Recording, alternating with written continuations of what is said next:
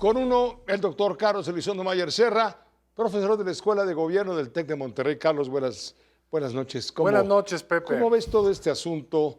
¿Te acuerdas en 2015 cuando Lorenzo Córdoba conversaba con alguien? A lo mejor eras tú y hablaba muy... De hecho, estábamos juntos en Radio Fórmula cuando se hizo pública esa grabación. Ciertamente, estaba hablando con alguien pues muy cercano y le chismea que lo vino a ver un grupo de jefes políticos Michoacán, creo que había ido. de Guanajuato. Le fueron a exigir algo y le dijo, de otra manera no va a haber elecciones.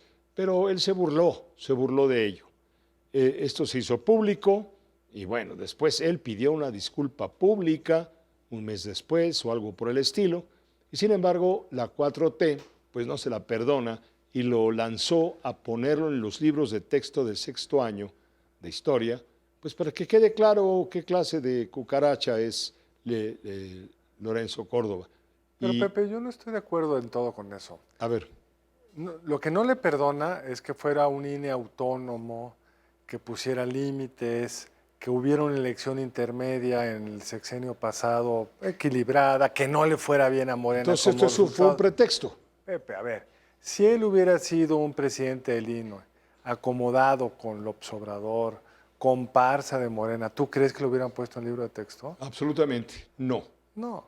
Como todo, aprovechan una horrible declaración, que por cierto es ilegal grabar las conversaciones privadas, sería ilegal utilizar eso como prueba en un juicio, se disculpó Lorenzo Córdoba, cualquier grabación de una conversación personal tuya, mía, de cualquiera, un pedacito puede tener unos comentarios horribles. O sea, no estoy por supuesto condonando nada, digamos. Es una expresión horrenda, es un país racista, lo que dice la presidenta es cierto, pero no se resuelve trayendo una frase de Lorenzo Córdoba a un libro de texto que está más o menos en la misma zona. Pero ahí vamos con el dogmatismo. Es una gotita, una dosis de dogmatismo en los libros de texto. Es una dosis de ensuciar a una persona concreta. No es el mejor instrumento para educar a los niños en torno al tema del racismo. Pedagógicamente se podía sustituir de muchas formas. Está fuera de proporción, está junto a el genocidio de Ruanda. Entonces, entrémosle seriamente al racismo, por supuesto, es un tema pendiente, pero no me vengan que esta es la solución. Esto es simplemente un adversario de Morena que encontraron esta horrenda declaración para darle un golpe bajo.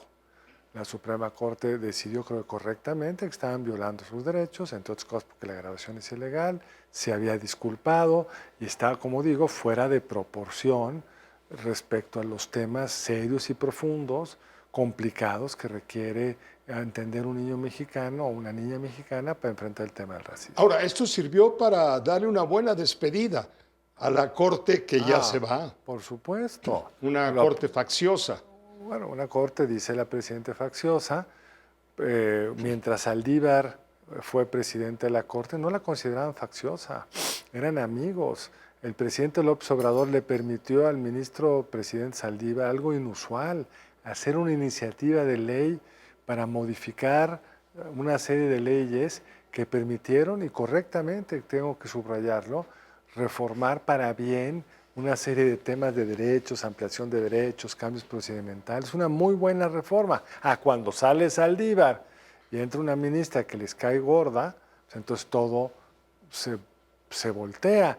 Y les cayeron muy gordos una serie de sentencias en torno al INE, a la reforma electoral que quiso promover el presidente de la República, que se declaró inconstitucional, como en su momento discutimos. Creo que tendrían que agradecerle a la Corte, porque si ellos hubieran ganado con la ley electoral que habían promovido, la legitimidad del proceso electoral hubiera sido muy cuestionada, gracias a que se hizo con las reglas del juego viejas, por más que luego vino el agandey que les llevó a la mayoría constitucional en la Cámara de Diputados, pero esa sentencia de la Corte les dio un piso de legitimidad que de otra forma no hubieran tenido.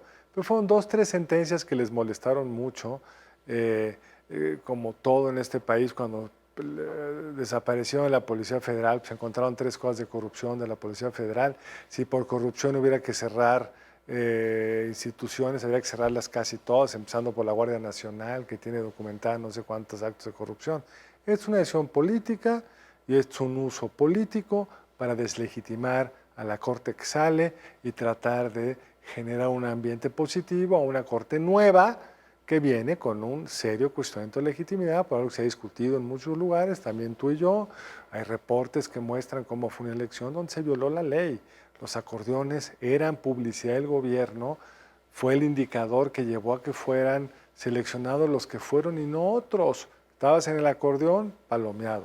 No estabas en el acordeón, no ganabas. Entonces tienen que construir una argumentación, y lo hace muy bien la presidenta, hay que decirlo, para tratar de sembrar a mayor encono contra la Corte saliente y dejarle el piso un poco más cómodo a la Corte entrante. Gracias, Carlos, por tu comentario. Al contrario, Pepe, gracias a ti por la invitación. Gracias, buenas noches. Por supuesto, todos los miércoles el doctor Carlos Elizondo Mayer Serra.